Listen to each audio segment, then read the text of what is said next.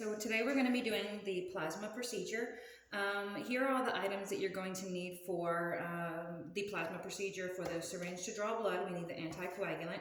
You're going to put 10% anticoagulant into the syringe. I'm using a 30 cc syringe, so you'll need between 3 to 4 cc's of anticoagulant.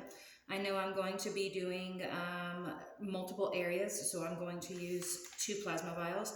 Each vial yields 4 to 8 cc's of plasma. You're going to need 15 cc's of blood per vial. And before you put the blood in, you're going to coat the inside with about a half cc of anticoagulant per vial. We have a syringe that are already full of anticoagulant. It does make it a little bit easier for multiple procedures throughout the day.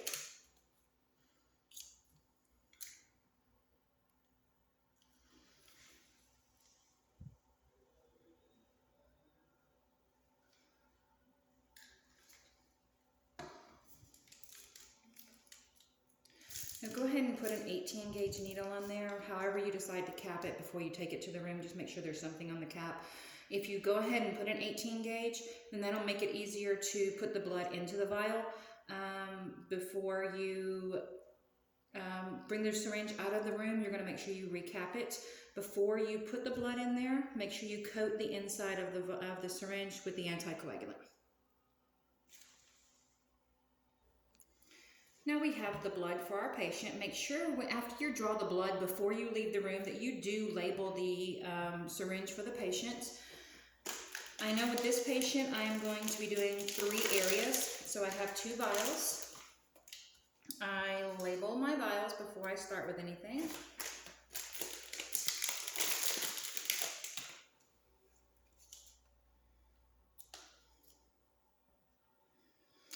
And then for my areas, I have bilateral SIs and piriformis, which is 3 areas. I'm going to go ahead and label my syringes and have everything ready, so when I'm done spinning it down, everything is already prepared.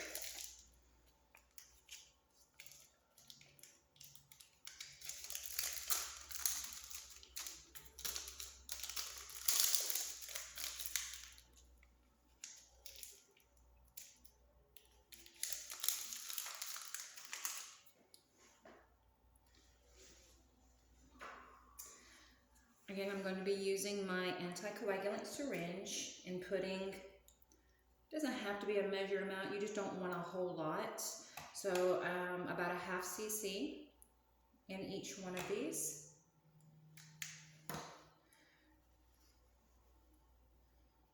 You just want to make sure that you can see that there is liquid on the inside of the top and the bottom part of each one of your syringes. We have found before that if you don't coat the inside with anticoagulant, it frequently clots inside and you aren't able to use it. When you first start putting blood in here, you want to hold it at an angle, push the needle all the way down as far as it'll go, and just start injecting your blood. When the blood gets up to the neck of the vial, you can turn it straight up. If you see there are 2 little lines up here, you want to go to the top line.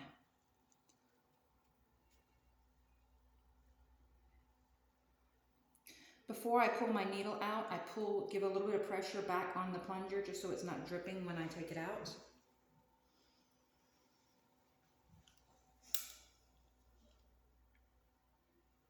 If you go too slow, the blood is going to accumulate here in the neck and not go down to the bottom part. Just make sure your needle is down far enough and that you're giving enough pressure on the blood. Not that it's causing foam, but that it's going down to the bottom part of the vial.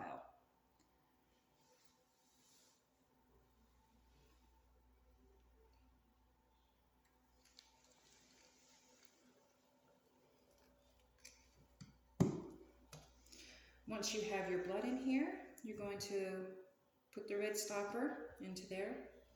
Don't want to be losing any of your blood. Okay. I'm going to take it to the centrifuge. Your centrifuge is going to look a little different. It's going to have the turn knobs on it. You want the speed to go to be turned all the way as fast as it'll go. And then your timer, you're going to put it on about 5 minutes.